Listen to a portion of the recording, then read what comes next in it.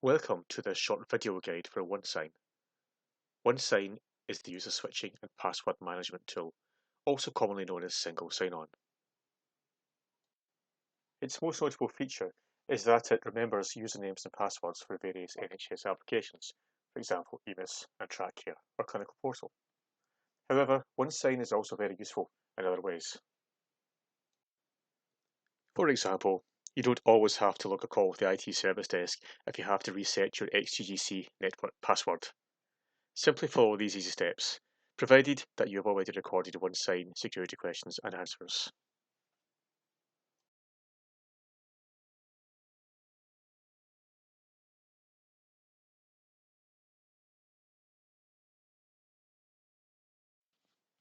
You can also use OneSign to reveal or amend an application's password using the Manage Passwords process shown here on screen.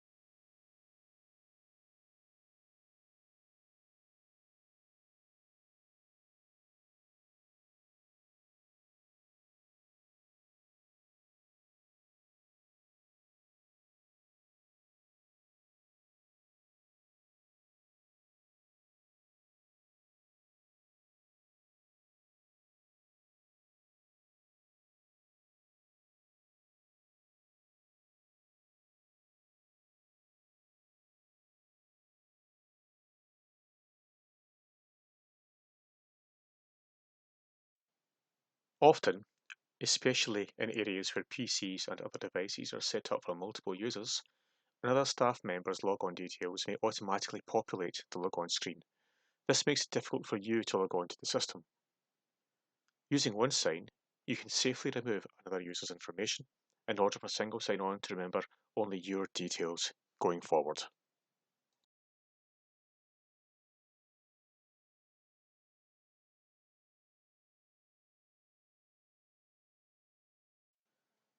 Welcome to this short video guide for TrackCare electronic requesting. To request a lab or imaging investigation for a current inpatient, navigate to the patient details on the ward floor plan, single click to select a patient, and click New Request at the top of the screen. Each request workflow is on a separate tab.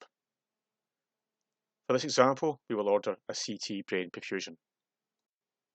Before placing the request, it may be useful to check the mini clinical record at the left-hand side of the screen. Past and current request and result details will be listed.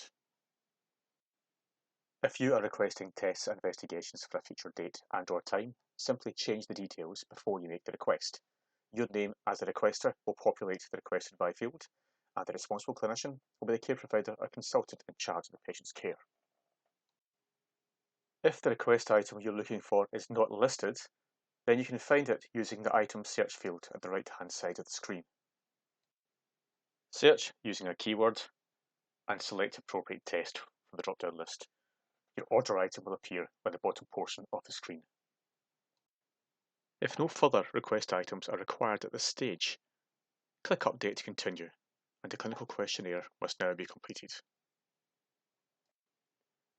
Each request item has an associated question. Please note that some fields are mandatory and the response must be completed. Please do provide as much detail as you can to help eliminate the possibility of any delays in the process. This might include any special instructions or notations. Please also note that free text is not possible where a spyglass is present. Simply click the spyglass to open the pop-up selection table and choose as appropriate. Please provide contact details when prompted. And please check the form before entering your password and clicking Update.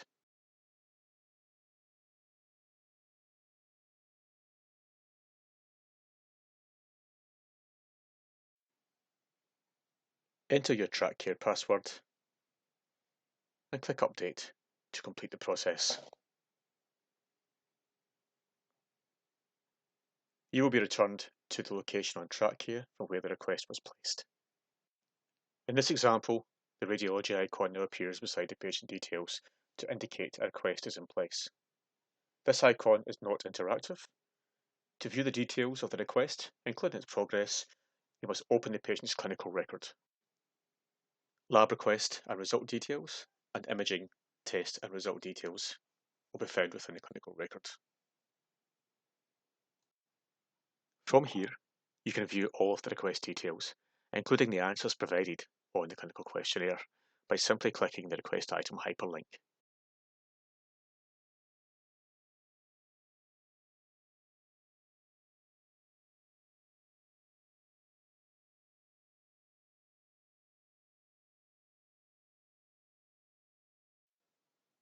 Welcome to this short video guide for Clinical Portal.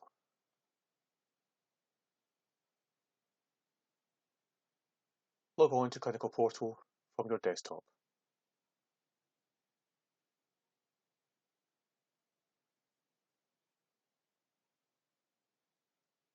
To search for a patient's record, click the Search menu in the sidebar and select the patient's option. Enter the patient's CAI number and click the Search button.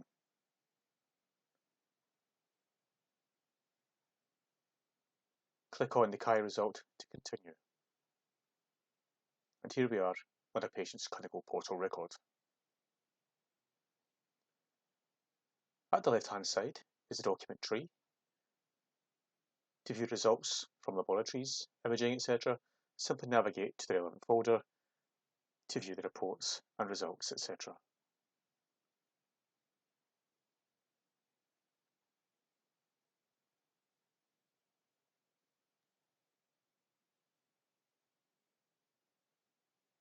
Once you are finished with the patient's record, simply click the X at the top right-hand side to close the record. You can then use the Recent Patients option to return to a patient you have looked at previously without having to search using the CAI number, etc.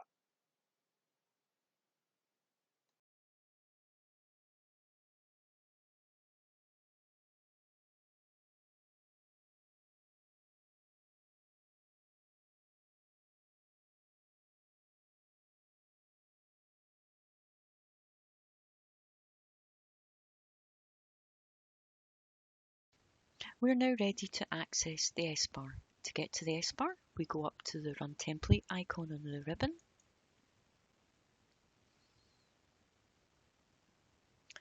If we've never used it before, this section called Recently Used will be blank. So what we would do to search for the S-bar is type in S-bar. Then click on the spyglass and select the S-bar.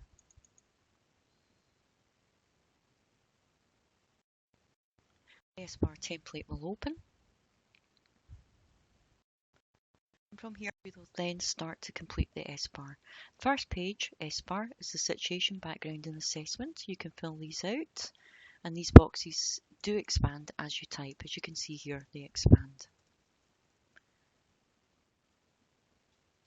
With the S-bar, you'll note over to the right-hand side, you have dates, you have a box and a circle, which is a view history button. If you have a date and a circle with a view history, that means there was a previous entry. If there is no previous entry, it will tell you there was no previous entry over to the right. To view the previous entry, click on the history box. A pop-out menu will appear. You can click on the down arrow adjacent to the date, and you'll see the information that was entered previously.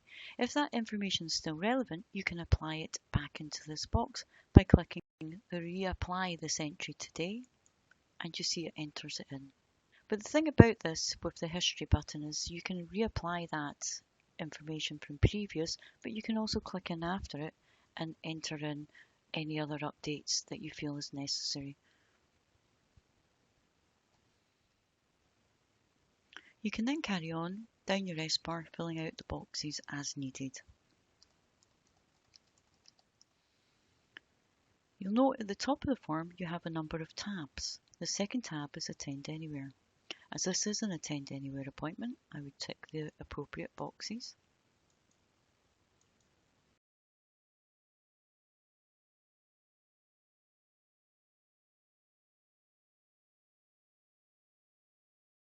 Hello, I'm Alistair Bishop. I'm the eHealth SDPM for Safer Medicines, and I'm going to give you a very brief introduction to HEPMA.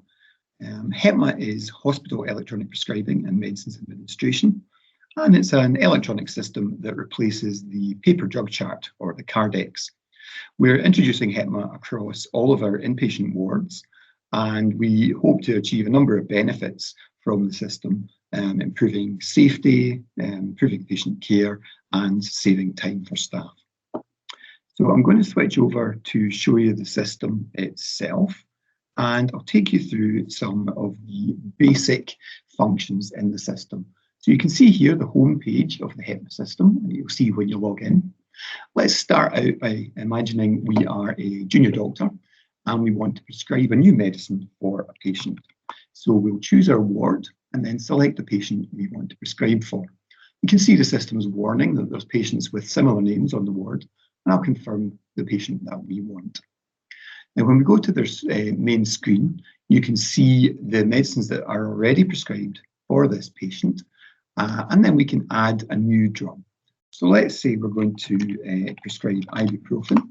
We'll search for that medicine, and you'll see that HEPMA will offer up the different forms of ibuprofen that are available. So we'll choose 200 milligram tablets, and you'll see that we get some warnings about interactions between ibuprofen and other medicines that the patient is already on. So in this example, let's say that we're happy that the benefit of the new medicine outweighs the risk, and therefore we're happy to continue. We'll specify the frequency of the medicine, let's say 4 times daily, and then we can proceed to confirm the prescription of that medicine. And you'll see now that that new medicine is available on the patient's regular prescribing. Okay, we'll go back to the home page, and now let's imagine we're a nurse doing a drug administration round on the ward.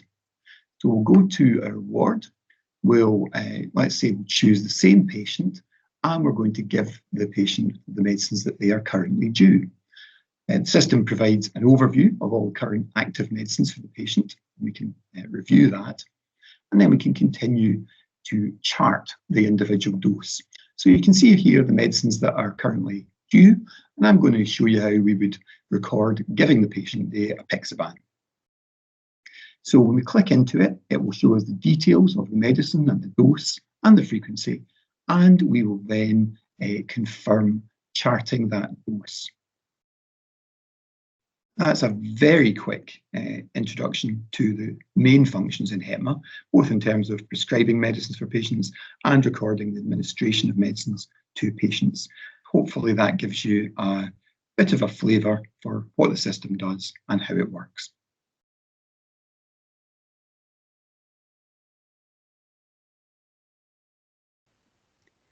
If you're not accessing your patient via the appointment book, search for them via the Find Patient icon on the Quick Access toolbar or via the EMAS button. Type in the name of the patient you want to complete the CRAFT form for, and then click on the Search button. Select the patient, click OK. Make sure the patient is displayed on the Pressy bar, the patient bar. Now go to the consultation module via the double heads. Click on the Add button on the ribbon. Complete the consultation properties box appropriately and click OK. And then click on the Run Template icon on the ribbon. Enter the name of the template you're looking for, in this case it's CRAFT. Click on the spyglass to search and then select. The CRAFT template will open.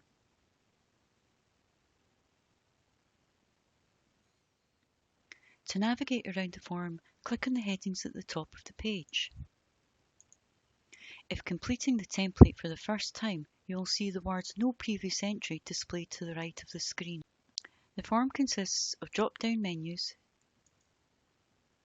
tick boxes,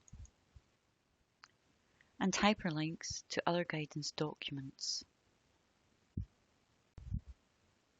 Sections with a red asterisk are mandatory, but you only need one answer per question.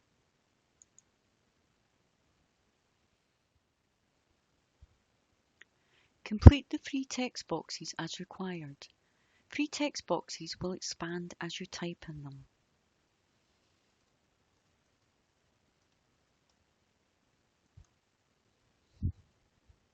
You'll find hyperlinks to guidance documents on the second page under Policy Information. Click on the tab and then you can click on the hyperlink that will take you to that guidance document. Once you've completed the craft risk assessment, click on the Save Template icon on the ribbon. This will return you back to the free text box consultation screen where you'll see the text from the form